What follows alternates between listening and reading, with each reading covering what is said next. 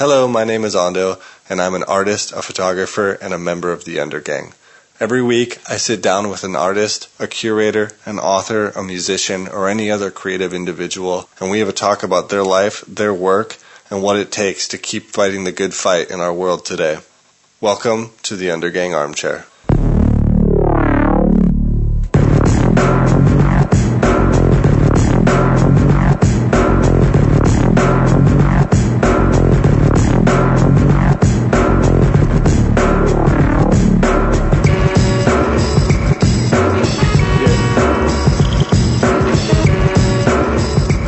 Hey guys, welcome back to yet another episode of the Undergang Armchair Podcast.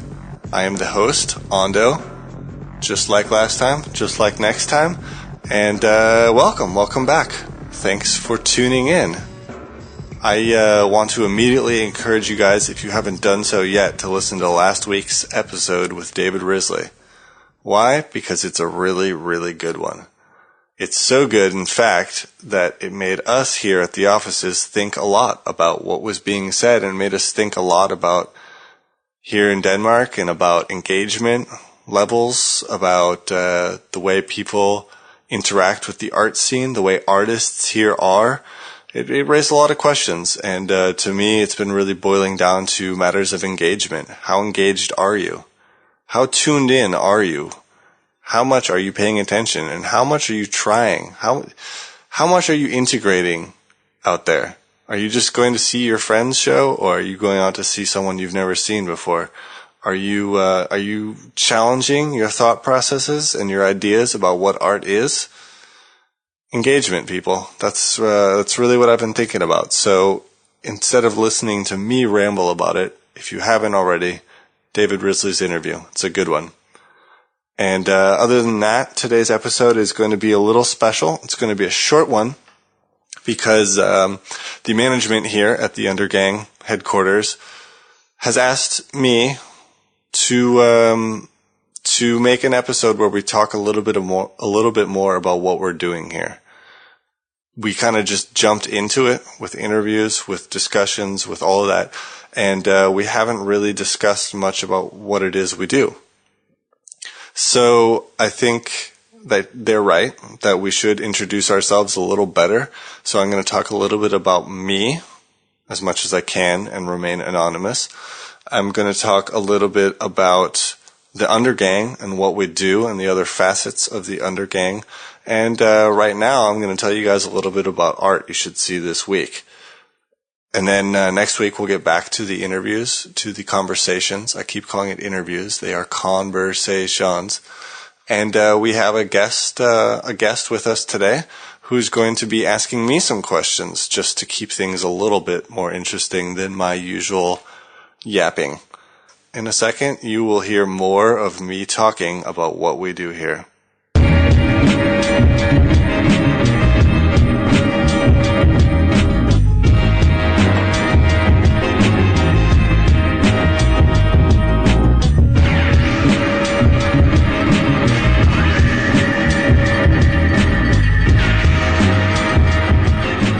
All right, we're back. We're back again, and the boss here at the Undergang has hired an ethnographer to interview me. This is Laura Palmer. Hi, Laura. Hi. And nice to be here. Thanks for inviting me. Yes, you're welcome. And the point is, Laura's going to ask me a few questions to, it's like I'm talking to y'all. So with no further ado, go right ahead, Laura. Thank you. So I'd like to hear some more about your relationship to Denmark, because you are not Danish, or are you Danish? You sound very American. I am very American, that is true. But I'm the kind of very American who has roots elsewhere, too. Okay, so you're born here, or? I'm half Danish. Mm-hmm. My father's Danish. I'm born in California. And then when I was about 6 years old, my family moved to Denmark, and we lived here for 2.5 years, and I learned to speak Danish. I can say and o and y And Stop that. and then we moved back to the States. And so other than that, I've had a relationship to Denmark, as in half my family's here, visited every other year, et cetera, et cetera, et cetera. And now I live here, obviously. And you say you are an artist. Sometimes I say that. Yes. In the introduction to your podcast. It's true. I mean, the point of that is more than anything. Sorry for interrupting. No, don't worry. To say that, this isn't interviews. I'm not a journalist. These are conversations between two people who are working and have, I want to say I'm a working artist. I am in that I make art. What type of art? I'm a photographer. I work mostly photo-based. All right. I like materials, though. No, I use film. I've got a dark room. I've got old cameras. Awesome. Yeah. What's your favorite camera? Oh, don't ask me that. That's a horrible question. Name 3. Okay. If I had to name 3, then I would name my Rolleiflex. Yeah? I would name my 4x5 camera. And I would name my Nikon FE2. Good. Those 3 cover a pretty good range. And what's your least favorite camera? Can you name it? Or is it controversial? Ooh. No, it's not controversial. It's just so many bad cameras out there. Let's be controversial. We're gunning for somebody. I'm dead anyway. I don't care. You're dead anyways? I'm Laura Palmer. Oh, right. I don't know if I can answer that. I would say any camera that sucks, I don't like. Is that eloquent enough? Yeah, that answers my question, I guess. You don't want to upset anybody. So what got you into art, into making art? Aside from the fact that I grew up in a hippie area in which art was really encouraged in school, among our parents, we were always, encouraged to sing, to do plays, to draw and paint and do ceramics. I did ceramics my whole life, that sort of thing. I actually got introduced to an adult idea of making art through the first guest in this podcast, my friend Gus. Mm-hmm. He was the one who took me to the MoMA, the art museum in San Francisco, the first time to see some shows. The SF MoMA? Yes. Mm-hmm. We saw the 2 shows specifically. One I went to with my class blew my mind. That was the one, Bill Viola. Thank you. Bill Viola. I know Bill Viola. Even I know Bill Viola. I know. He's really good. He's really good. And that show blew my mind. It was a retrospective of his work. And then right after that, there was Sol LeWitt. And those 2 shows. Who's Sol LeWitt? Sol LeWitt is a conceptual artist. And that sounds really horrible. But in fact, the concept art he does is essentially sculpture and painting. It's just someone else that makes it. It's not him. He designs the work and someone else makes it. Really beautiful, spatial, very 80s in a way. Cool. So you were inspired by those 2 shows and... Yeah, that's when I realized that you could make art as a career. I mean, I always knew that to a degree, but that the fact that, I don't know, at a certain point you become aware that there's a thing called art school. You become aware that there is a path that people take. Yeah. I guess just that it becomes an option. And Gus was choosing that, and he kind of just showed me that was an option. So that's how I got into it, and then I, never stopped. Okay, and I'm just curious about now to move to a different topic, slightly different. Why do you want to be anonymous on this podcast? Because... Go ahead. Is it... Did you have this idea from the beginning that you were going to be anonymous, or? I did. And the reason is this podcast has nothing to do with me as an artist. My conversations with artists obviously do, but it doesn't have anything to do with me as an artist. In that, I want to keep those 2 things separate. I'm obviously not going to go to huge degrees to keep who I am anonymous, but I'm not just going to say my name. I'm not going to have it attached to the website. I'm just going to keep those things separate because they're 2 different things that I do and they don't necessarily relate to each other, if that makes sense. Yeah, I think the truth is that you look like a monster and you're really scary, actually. So, but I understand, but we can... We say I have a face for radio. That's the way you say that. You do, a little bit. What is the Undergang? If you had to explain that to a random person in the street who's know nothing about the art. I would say the Undergang is a small gang of people who produce content. It's writers, it's a photographer / archivist, it's me as a podcaster, and we've just joined forces in order to have a...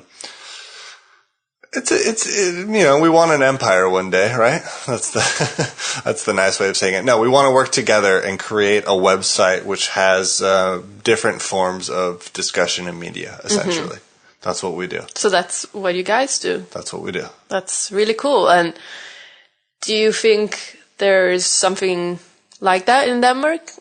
Are you interested in knowing other people doing similar stuff? Are you guys interested? Yeah, I think we're interested in networking and knowing other people and seeing what other people are doing. I think we're definitely kind of on our own mission here. Like we want to stay autonomous. So we're definitely down to meet other people to see what's going on, be inspired, all that stuff. But we want to keep doing what we're doing for ourselves too. Yeah. I am a little bit curious about why podcast. Why not writing a blog, only a blog? I mean, I know you also have blogs, but why did you choose to interview people with your podcast? Well, I think I like to talk. There's a good, simple version. The other reason is also because I listen to a lot of podcasts. And name some good ones. I have been naming them on the program, but I do have kind of a core of ones I listen to. This American Life is a great one. Freakonomics I was listening to today, that's a good one. The Champs, that's an interview show, that's a good one. WTF with Mark Maron, that's kind of the classic. I love that. And I kind of, he's definitely been kind of a reference point for me in terms of doing this podcast. Mm-hmm. There's a lot of good ones out there. There's one called Bad at Sports, which is an art podcast. What about video podcasts? Have you ever thought about it? Well, I mean, you said as you pointed out, I'm hideously ugly. So. Well, you don't have to show your face. True. The Undergang seems pretty big. You do a lot of stuff. You focus on photography, on art, with podcasts, and what else? What else? We essentially have 3 different parts. There's the podcast here, obviously. Then the armchair. Yes, the Undergang armchair. Mm-hmm. And then there's the Undergang archive. And the archive is writers who write essentially about media. They focus mostly on music, but they are branching out, I do believe, into other areas. I think I'm trying to get them to start writing about some of the podcasts I mentioned. So we have some reviews in writing about those. But the idea more or less with the archive is instead of a music review site like Pitchfork or many of the others where they talk about new music constantly, instead the archive talks about older music, which has become...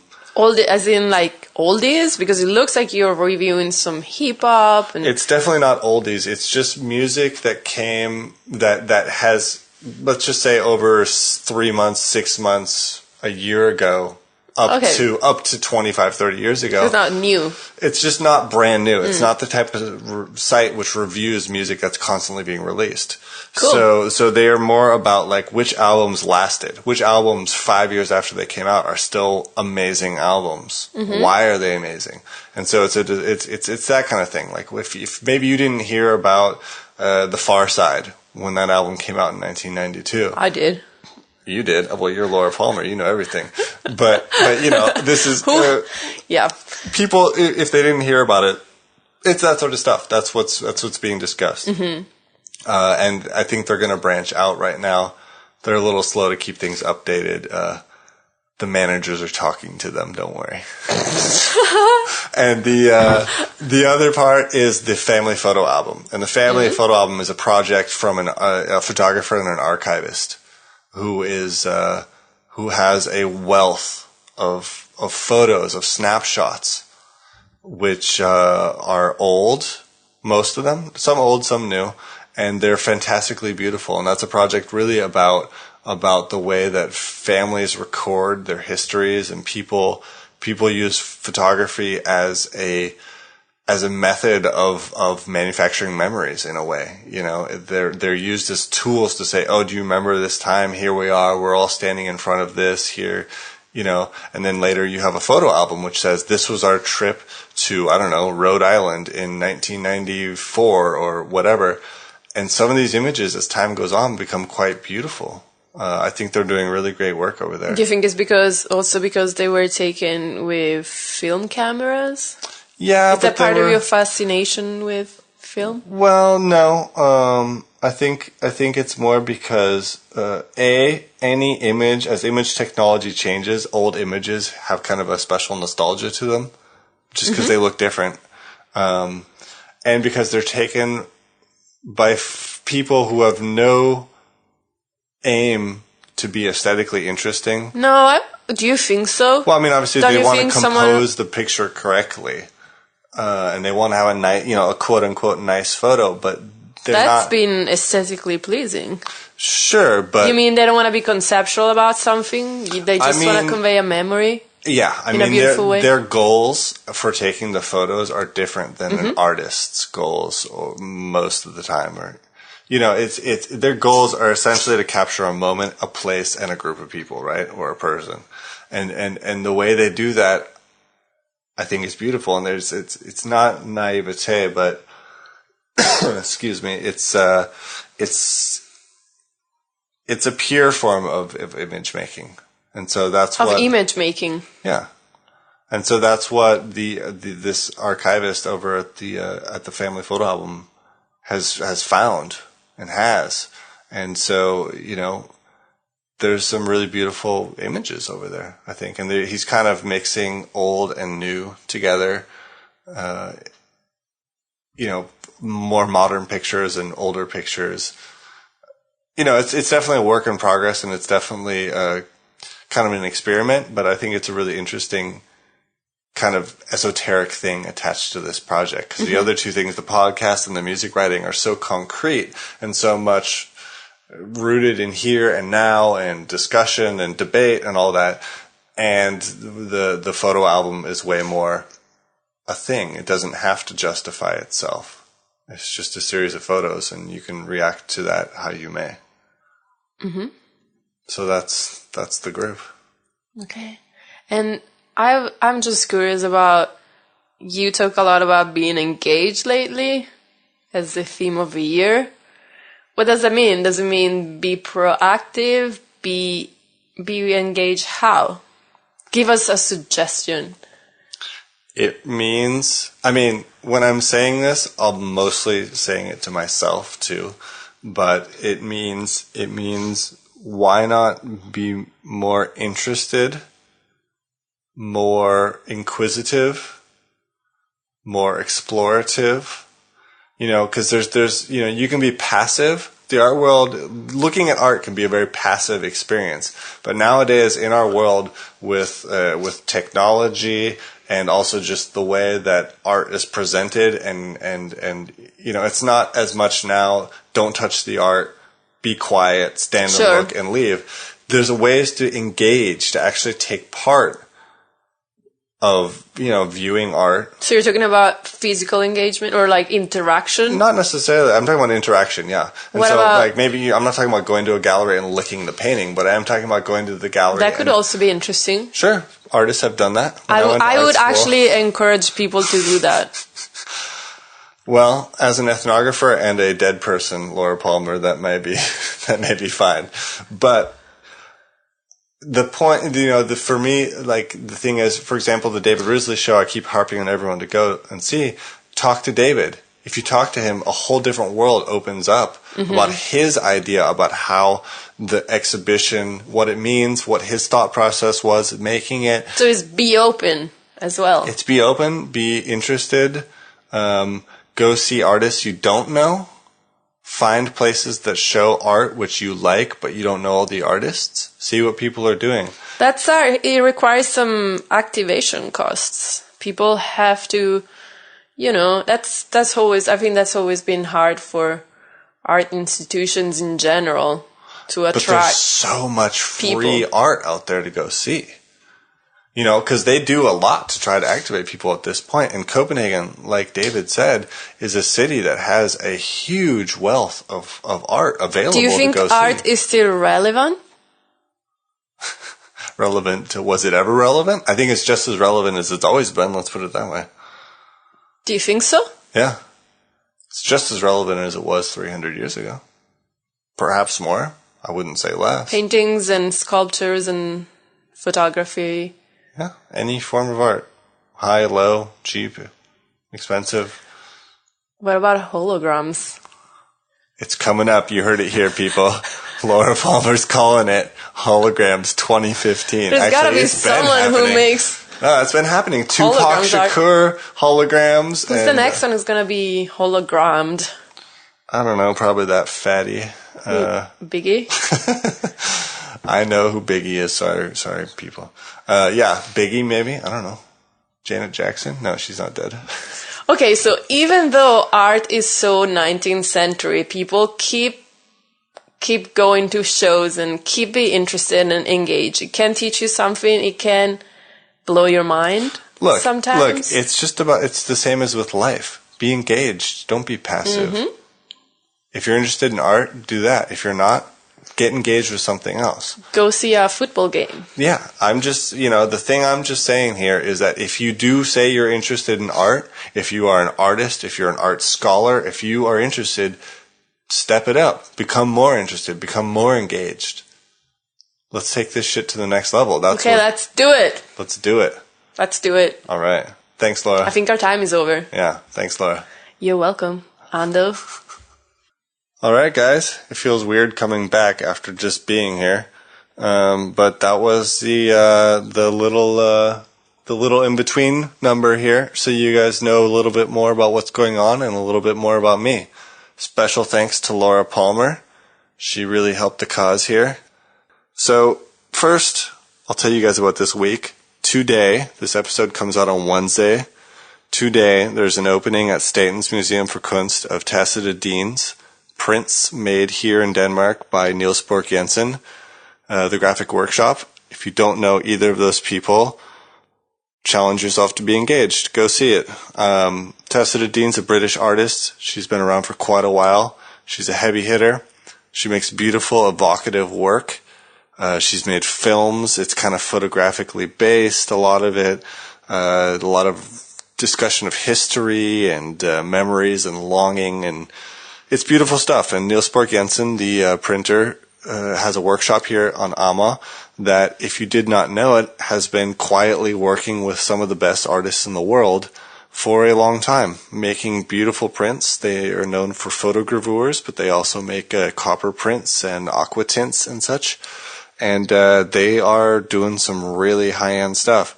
So they've made these huge prints for Tacita, and they're showing, like I said, at Statens Museum for Kunst. It's Wednesday, the 15th of January. That should be today at 5 o'clock. Go see it. They are spectacular. On Thursday, our friend Sophie Dupont, if you remember the episode we had with her, is having a performance at a gallery called Gallery Pulsen, and that is at 5 o'clock, from 5 till 7. We don't know what the performance is. It's probably a new one. Gallery Pulsen has a show right now, which is about... Well, I couldn't really tell you what it's about, but they invited a bunch of artists to interact with their works. So there's a bunch of well-known Danish artists who hung works on the wall and apparently have been interacting with them during the show. They are, I'm not sure exactly what's happening, but somehow they're changing it or modifying it or doing something to the works. So the opening is actually the last day of the show, which is on Friday. That's also at 5 o'clock. Friday the 17th of January. So 16th of January, 5 o'clock, Sophie Dupont performance. opening / closing of this interesting show, or at least interesting idea for a show, is Friday, 17th at 5. Also on Friday, we've got Asker Carlson at V1. That dude's making photos that no one else is making as far as I know, and they're pretty wild. Go check that out. They also have a group photo show. V1, always a good time. That's the 17th, Friday. And finally, Nikolai Vellner has a 3-person show. It's Richard Tuttle, Jonathan Monk, and Jesper Just. I'm focusing on Jesper Just. He made some large format photos, which are quite beautiful. It's been a while since he's been here in Denmark. That's Friday at 5 o'clock. Go check that out too. And other than that, getting engaged. Get out there. Do it. See it. Live it. Love it. Yeah. Today's episode produced by the Undergang once again. Forever and always, ever living, ever loving. Intro and outro music provided as usual by Heavy Links, a British hip-hop group. They were kind enough to let us use their music. Please check them out. There's a link to them on our About page. The interstitial music was provided by Black Ant Today. That's also banging. Links to that on the show notes page. That's it for this week. Thanks, guys. Stay tuned for a bunch of excellent conversations coming up very soon. See you guys on Twitter. Yeah.